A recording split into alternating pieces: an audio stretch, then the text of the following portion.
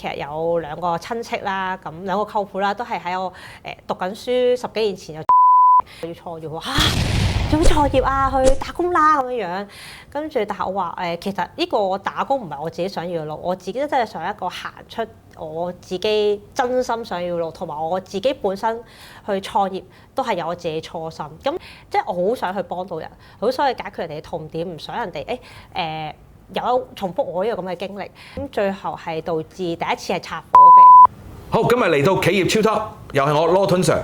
今日咧，我哋會介紹一個新嘅嘉賓。啊，今日嚟嘅嘉賓咧就係 Yoyo。Yoyo 可以介紹下自己，你做咩行業嘅？係，大家好，咁啊叫 Yoyo 啦，咁啊做我係一個物理治療嘅中心嘅合夥人嚟嘅，係啦。咁我個物理治療中心咧喺佐敦，咁就係專門啦就幫客人做一啲物理治療啦、痛症相關嘅療程嘅，去解決佢哋一啲痛症嘅一啲根源。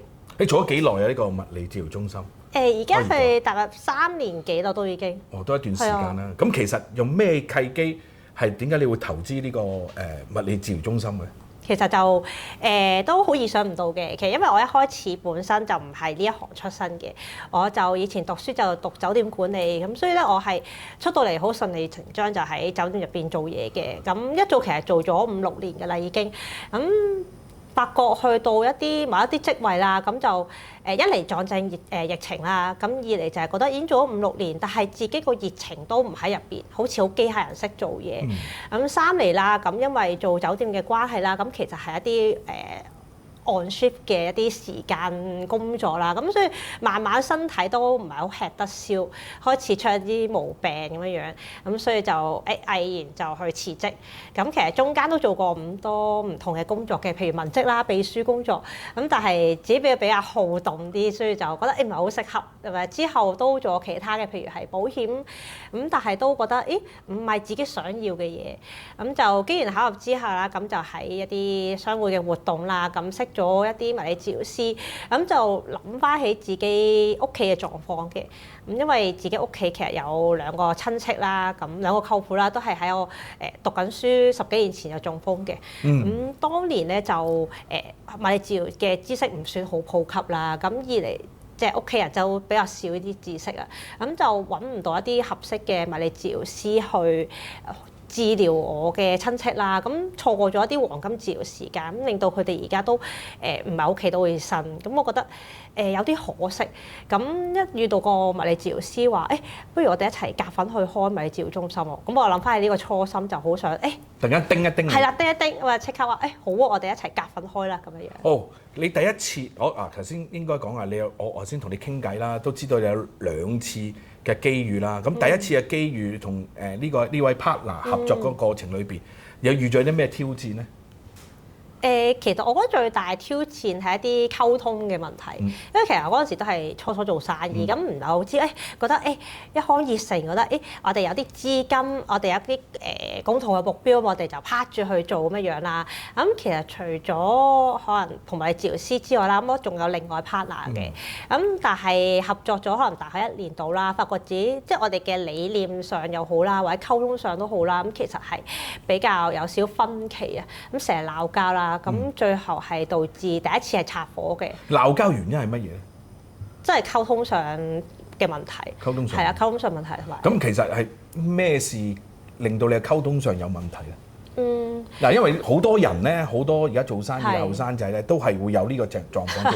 我想你分享下俾大家知道，其實溝通係固然重要啦。其實溝通喺邊一方面出現啲問題咧？喺你哋喺個生意過程嘅理念裏邊。即係其實係我哋對於公司嘅營運嘅模式嘅溝通上係有一啲分歧嘅，即係譬如我第一個 partner 啦，嗰陣時佢係想可能客人利益會比較着緊少少啦，咁但係我係負責營運方面嘅，咁可能我就會睇多少少喺公司營運嘅角度層面，咁反而我哋呢方面嘅一啲摩擦就比較嚴重少少咯。即係你睇數嘅，係啦，條數使得太大。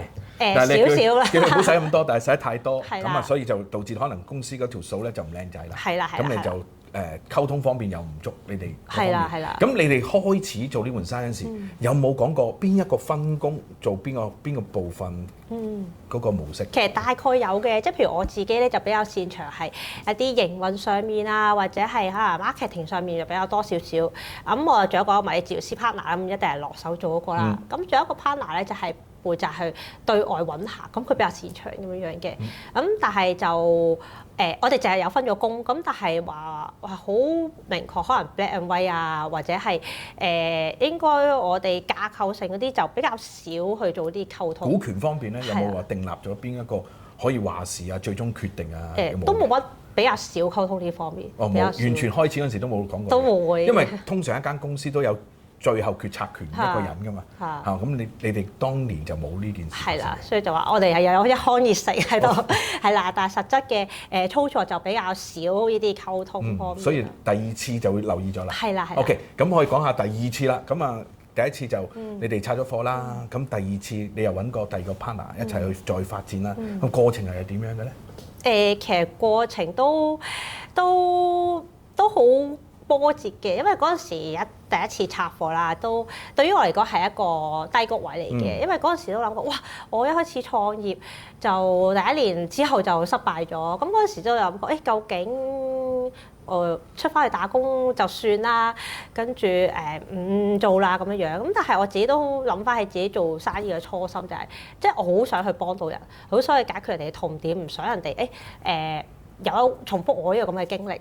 咁所以我就下定決心再去揾一個新嘅 partner 啦。咁都好好彩嘅，好感恩嘅。咁我又喺其他啲活動，即係生活活動入邊又揾到呢個 partner 啦，而家嗰個咁都重新去真係好好溝通啊，有翻一啲譬如股權分配等等咁樣樣啦。咁我哋又揾翻一個，即係我又揾一個新地址去重新嚟過咁樣樣咯。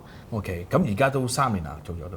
而家其實應該講，我話係計埋喺第一間公司就到而家就3年啦。咁但係新公司就2年咯。OK，係啦。而家營運嗰方面，你覺得如何啊？俾近時嚟講。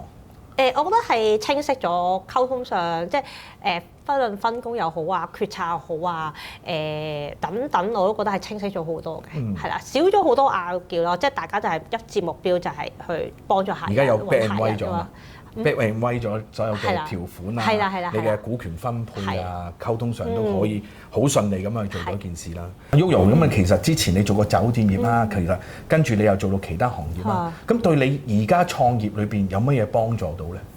我覺得係一啲工作經驗或者係同人唔同相處嘅經歷係有一啲啟發嘅，因為其實我覺得有啲人可能未畢業就已經創業啦，咁相比我呢啲係一定係時間機會一定係多啲嘅，咁但係可能接觸唔同嘅人嘅機會就少咗，因為我自己譬如可能我酒店行又好，譬如可能秘書公司又好啦，咁其實不論本地人又好，或者係外國人又好啦，咁我都接觸過嘅。咁我會自己對於客人溝通上面，可能佢哋嘅諗法，即係有時佢哋唔係話一講出嚟就係佢講嘅嘢，就等於佢真係想要嘅嘢啊嘛。咁呢啲心思細密度，我覺得係有幫助嘅。OK， 即係之前嘅工作咧，令到你而家嘅生意咧，就接觸人溝通方面咧，就可以提升咗啦。咁甚至乎，我想再問一問你啦。嗱，你創業啊，其實好多後生仔創業個過程裏邊都遇咗啲障礙嘅，或者啲反對聲音嘅。咁你有冇遇過？我一定有嘅。我當初記得嘅屋企人啊，一定係屋企人係最想個子女係一個安全環境但係成長嘅。咁而創業真係會有風險嘅。咁我都覺得係。咁但係我會覺得你真係要持續好打動，即係好堅定自己心去打動屋企人咯。即係我當初屋企人都聽到話我要創業，話嚇做創業啊，去打工啦咁樣樣。跟住但係我話其實呢個打工唔係我自己想要嘅路，我自己都真係想一個行出我自己真心想要嘅路，同埋我自己本身去創業都係有我自己初心。咁大膽啲同屋企人講點解你想創業咯，係啦，大膽啲去同佢講話，我好想你支持，我哋嘅支持就足夠㗎啦。OK， 咁你而家行動係嘛？要做咗多啲大量行動，話俾屋企人聽，你嘅今日嘅選擇係正確㗎啦。冇錯。好，咁你創業至今咧，有乜嘢令你最難忘咧？喺你嘅生意，喺你嘅事業裏邊，令到最難忘一件事係有咩係令你最難忘可以？唔可以話特別一件事嘅，就係我哋做物理治療其實係會接觸好多唔同嘅客人㗎嘛，咁我都試過去遇到一啲客人就係話，我之前已經試過幾間做物理治療又好，做痛症又好，都唔係好 work 喎，覺得冇晒信心啊。咁但係個客人都基於信任我，就話好啦，我過嚟再試多次啦。咁發覺真係 work 喎，佢覺得真係解決到痛點，嗰下佢多謝翻我，即係我會覺得係好有滿足感，好有成功感，真係幫到個客人，而唔係話我算啦，我冇信心，我唔理佢啦咁樣。所以做生意除咗賺錢之外咧，幫人解決到佢嘅問題，個成就感係最大嘅，感受到佢做樣嘢。好啊，不過 Yoyo 咁樣喺你生意嘅過程裏邊啦，有冇遇到啲趣事㗎？都有嘅，其實。因為咧，我物理治療中心啦，咁除咗手法同埋儀器之外啦，咁都有一啲係物理治療相關嘅針灸療程嘅。咁我哋都會根據客人嘅狀況啦，去配合翻一啲唔同嘅療程俾佢啦。咁有啲客人咧就都話要求我唔要針灸嘅，唔要針灸，話好驚啦。咁但係因為佢嘅情況係真係需要針灸嗰下先至係最快可以去治療到佢嘅痛楚咁樣啦。咁我哋所以都話。可能照落少少俾你試下先啦，咁但係咧咁啱個客人，仲係男性客人嚟嘅，就話哇一痛一落嗰下係即刻嗌到成間診所都聽到嘅，係啦，令到啲即係連啲姑娘或者其他可能啲客人都可能喂發生咩事啊咁樣嘅，咁我覺得呢下即係呢啲咁嘅互動對於我嚟講都幾得意喎，幾盛喎，原來有啲客人可能。以男性嚟講，原來特別怕針灸嘅痛喎，我都唔知。但係有啲可能女性客人就話：冇乜嘢啊，呢啲濕碎啊咁樣咯。咁我覺得呢啲可能好日常，呢啲治療中間發生呢啲嘅一啲小趣事嚟講，都幾有趣味，我覺得。唔係而喺我角度睇咧，係女士係一定忍得痛啲。係啊。點解咧？生小朋友都好痛啊嘛，所以一定係女士忍痛多啲嘅。都係。但係男士咧，好少有機會接觸一樣嘢嘅。係。我嚟講，我都怕痛嘅。係啊。OK。咁你自己喺嚟緊日子啦，咁你譬如如果講下，如果未來嚟緊10年，你有咩目標俾自己喺你嘅生意裏邊咧？其實我自己目標係。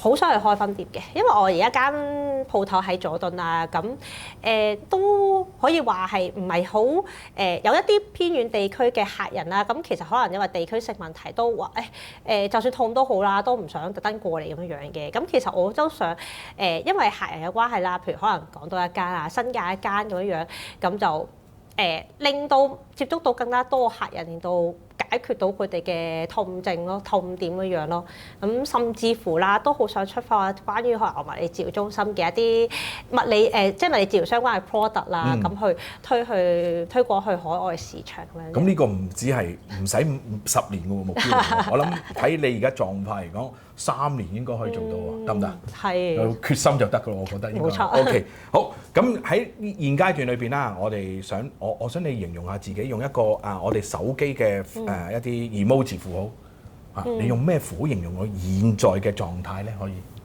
如果 emoji 嚟講，我記得有個 emoji 咧，就係一個紅色心心，咁上面係有啲火喺上面嘅，咁就我覺得都對我嚟講好貼切嘅，因為我係覺得我自己喺呢一行好有熱誠、好有誠咁，但係我係會係帶住一個愛心去一個為行着想嘅心去解決佢哋嘅問題，而唔係就係橫衝直撞咁樣咯。咁所以我會揀一個係有心嘅火，個 emoji 喺度。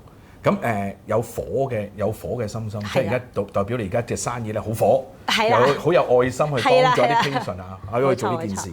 好啊，咁另外嗱，我都俾你今日嘅機會啦。如果你有想有啲説話同你一個人講，你想同邊一個講呢句説話咧？我都想同我男朋友講嘅，係啦，咁就好想多謝佢啦，喺我呢個創業路上，由我一講呢個想法之後啦，咁到而家啦，都好默默支持我啦，咁樣。不論有時可能因為做生意，可能時間上配唔到佢又好啦，咁或者係少咗一啲相處時間，佢都話冇怨言，都好默默支持我嘅，所以就好多謝你。